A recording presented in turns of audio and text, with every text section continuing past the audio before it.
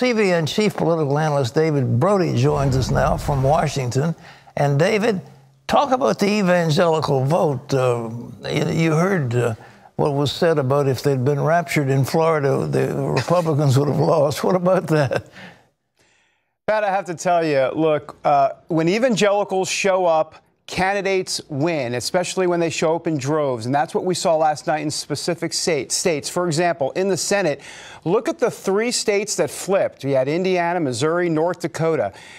In all 3 of those states, evangelicals overperformed. And here's what I mean by that. The national average, the evangelicals made up 26% of the national electorate, 26% of the national electorate.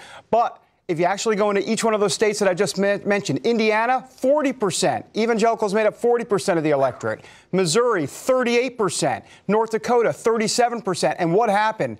Goodbye, Heidi Heitkamp. Goodbye, Joe Donnelly. And goodbye, who's the other guy? I just forgot. North Dakota, Indiana, Missouri. Claire McCaskill. Yeah. So, look, I mean, that's the bottom line. And so I think that has been it's been a huge night, or was a huge night, for the evangelical vote. But remember, nationally, that figure is 26%. In other words, 26% of the electorate was evangelical. And I have to tell you, Pat, because of that, there were problems in the House.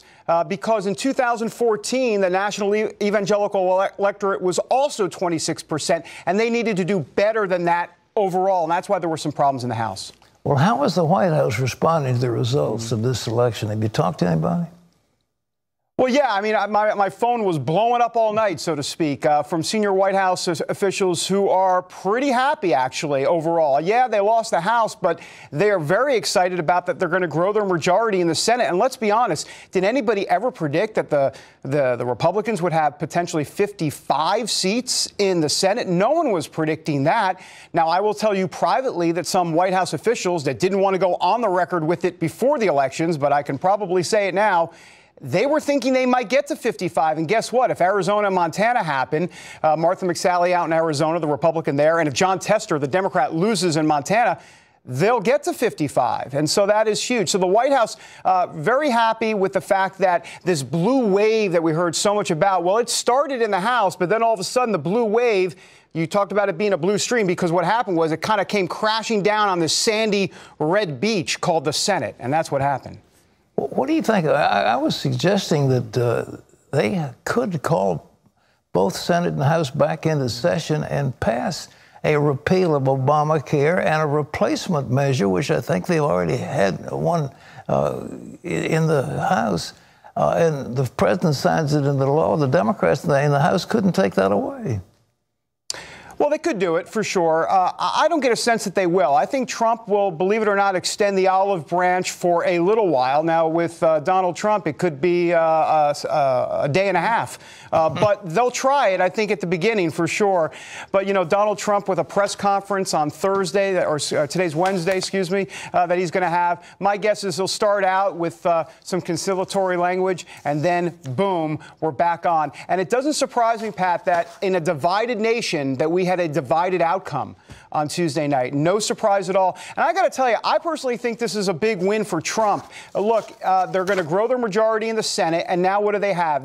Now, Donald Trump, when he runs in 2020, will have a foil to play against. That'll be House Democrats, Nancy Pelosi as Speaker, and talk about some of those chairmen. You mentioned Gerald Nadler now, going to be chairman of the House Judiciary Committee.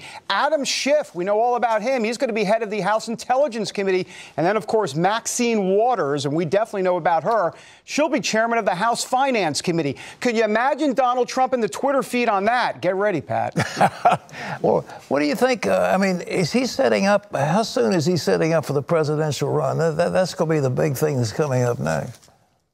Yeah, it's already pretty much in place. I mean, he's technically made that announcement that he's already running technically.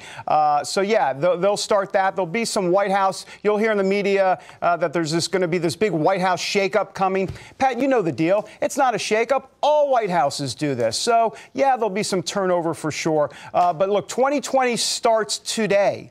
And the reason I say that is because when Donald Trump has that press conference, he's going to be already laying out a little bit about what he wants to get accomplished in the next few years. And already the Democrats, Kamala Harris, Cory Booker, Elizabeth Warren, many others, are already going to start talking about 2020, or at least if they don't talk about it, they sure will be pseudo-talking about it, if you will. So it's on, Pat. Game on. Well, the Democrats, with that last one, with Elizabeth Warren and, of course, Bernie Sanders, they are so far to the left, and it looks like the American people don't buy that. I don't understand what their game is going to be coming up the next 2 or 3 years. Well, it's a good point, Pat, and you kind of bring up a larger macro picture of the Democrats shifting to the left here. They have to figure out who they are as a party, and I think that's a big deal. And this is where overreach may be a problem, because we've heard so much about if Democrats control the House, that impeachment may start to happen, or at least, they'll talk about that, or subpoena after subpoena will happen. They'll ask the White House for document upon document and all of that. And my guess is all of that will, definitely the subpoenas will happen for sure.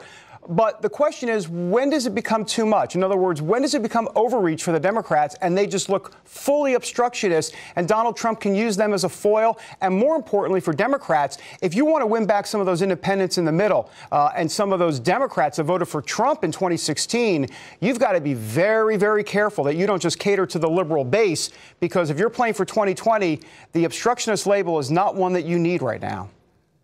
Brilliant. David, thank you so much, and we look forward to more of your commentary. God bless you. Thanks.